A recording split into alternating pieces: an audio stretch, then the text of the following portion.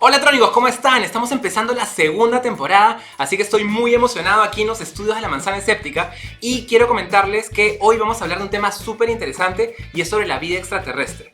Pero para entender la vida extraterrestre tenemos que hablar de algo mucho más importante y es cómo se inicia la vida. Y tenemos un ejemplo pues muy práctico que es en nuestro planeta. Así que para hablarles... Esperen. Yo creo que necesitamos a una bióloga o un biólogo para hablar de esto. Y esto, la verdad, esto me da una idea. Así que voy a llamar a alguien. A ver. Ah, me colgó. Ya. Creo que vamos a usar formas alternativas. A ver. Vamos a llamarla.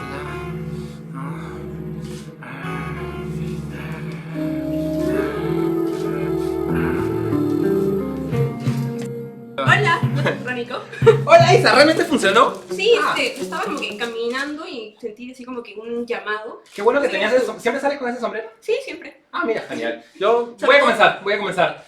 Isa, mis espectadores están queriendo conocer sobre la vida dentro de... ¿Cómo se originó la vida en nuestro planeta? ¿Me puedes ayudar? Sí, creo que sí. Entonces tenemos una edición especial.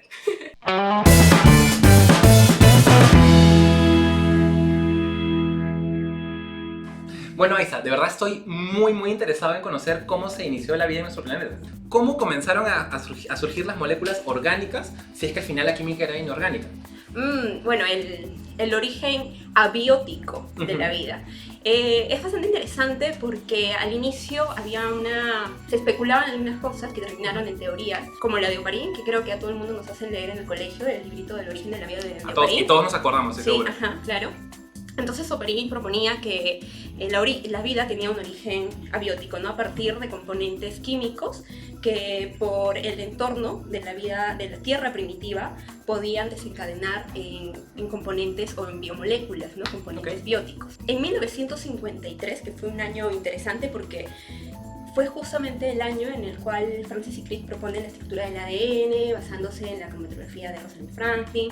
Y bueno, en ese mismo año se presenta el trabajo de Miller, que era un estudiante de doctorado. Miller, cuando escuchó a Urey hablar sobre el origen abiótico, el origen químico de los componentes bióticos o biológicos, se acercó a Urey a proponerle trabajar en un experimento que él estaba ideando que representaba la Tierra primitiva. ¿Has visto estos balones de laboratorio de vidrio redondos? Bueno, herméticos. Ajá, herméticos. Miller trabajó bastante en idear este sistema que consistía en un balón con agua que representaba el océano primitivo, claro. ¿Sí? Más arriba, guiados por unos tubos también de vidrio, otro balón un poco más pequeño que representaba la atmósfera primitiva. Supongo para hacer la vaporización. Claro, porque se formaba todo un ciclo como del agua, exacto. Entonces, en el balón de la atmósfera primitiva también se incorporaron un ánodo y un cátodo para poder generar energía, electricidad. Exacto, porque si nosotros recordamos un poco las teorías sobre cómo era la Tierra primitiva, pues era un ambiente caótico, tipo infernal, temperaturas muy altas, descargas constantes de energía, océanos de agua hirviendo, una atmósfera llena de dióxido de carbono, metano, un día cualquiera en el centro del día. Algo así, un día así de caótico. Sí, yo lo viví hoy día, digamos. Olvídate. Bueno, entonces toda esta Tierra primitiva la representaba Oparín Miller en el experimento, ¿no? Y en el balón, en la parte de abajo, había una fuente externa de calor, ¿no? Para que el agua sea caliente. Y al final del balón que representaba la atmósfera, otro tubo con un condensador que terminaba en donde recolectaban pues, los componentes que teóricamente se podrían formar. Y bueno, llegó el momento de prender pues todo el armatoste que había generado Miller, así que todo el mundo salió del laboratorio porque todo el mundo dijo, esto explota y alguien tenía que sacrificarse pues y hacer el... Que no es tan raro en la comunidad científica. No es tan raro. Mira, sabes que este experimento todo muy bonito, pero aquí tú lo prendes.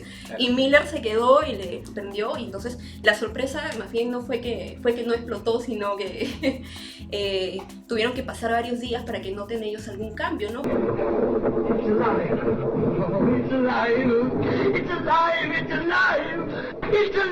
Cerca de 5 o 6 días, ¿sí? en el cual el único cambio que se podía observar... Está la semana de Génesis, ¿no? Ajá. Sí, de creación. Sí, algo así, como que Dios se está poniendo un poco celoso, ¿no? Y solo el cambio que podían ellos observar fue un agua que se iba volviendo cada vez más turbia. Entonces analizaron estos componentes y las sorpresas decían que wow, sí, teníamos razón, porque encontraron azúcares que son parte de la cadena de los ácidos nucleicos como la ribosa, ¿sí? La ARN, encontraron aminoácidos como la glicina, ¿no? Entonces encontraron esas moléculas que se conocen los ladrillos de la vida. Los ladrillos de la vida, exactamente, los precursores de vida. Los aminoácidos son los ladrillos de la vida, pero no son la vida. Nosotros somos células que se reproducen. ¿Cómo surgió eso?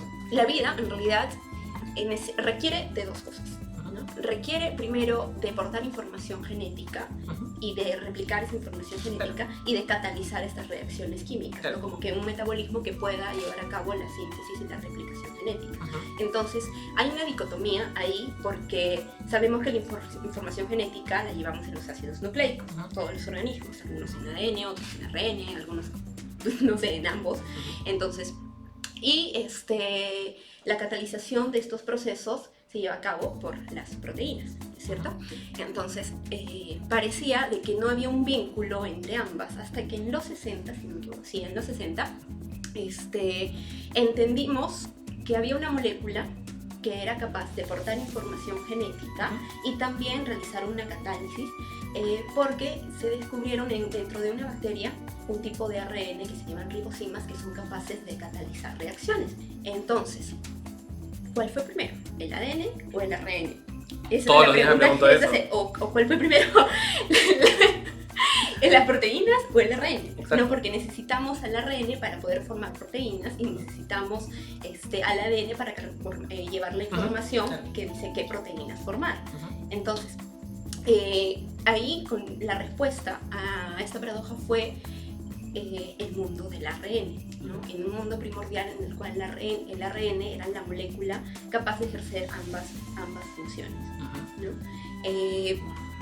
De pronto el ARN empezó a sintetizar una especie de proteínas que eran también capaces de catalizar sus mismas reacciones a partir de llamadas enzimas como las conocemos ahora.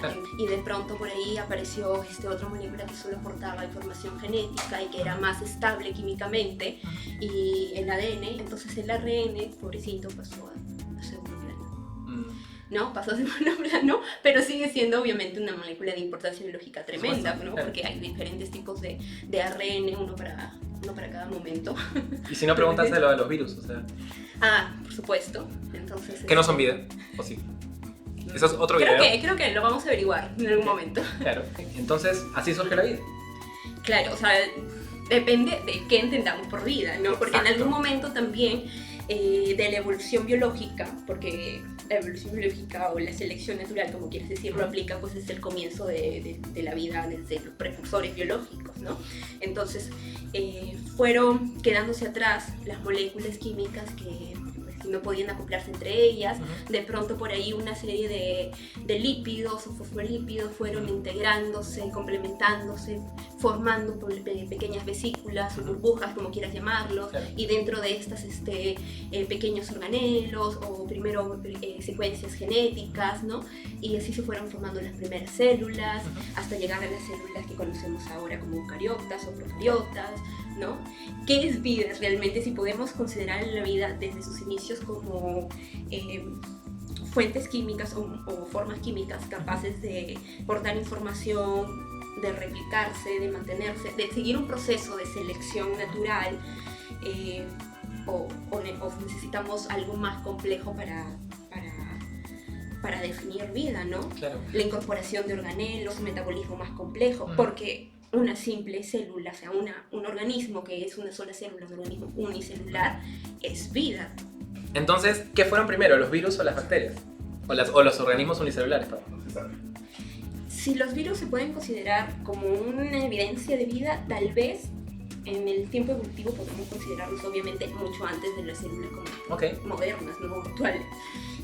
¿Por qué? Porque un virus es una cápside proteica, una envoltura proteica con información genética en su interior, ¿no? Entonces tú podrías decir, oye, ya, eso no es vida, pero esta información genética se replica, los virus tienen descendencia, sino que necesitan de un huésped para poder ponerse en marcha, por así decirlo. Entonces ahí la gente, o ahí la ciencia dice, entonces no son vida. Pero sí, yo podría decir que tal vez sea una forma de vida bastante primigenia, ¿no? Esas primeras moléculas que se formaron encapsulando para guardar información genética. Porque incluso los virus siguen también un proceso de selección natural. Entonces, claro, entonces ¿qué puedo decir? Son virus. Son organismos. Son organismos, bueno, si quieres, son organismos que portan información genética, que siguen un proceso de adaptación, de evolución, y pues creo que están más vivos que muertos.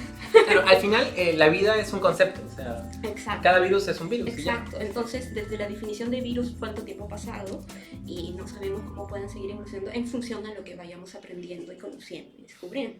Claro, se me ocurre algo, en realidad, ¿qué sucede si nosotros encontramos virus en Marte?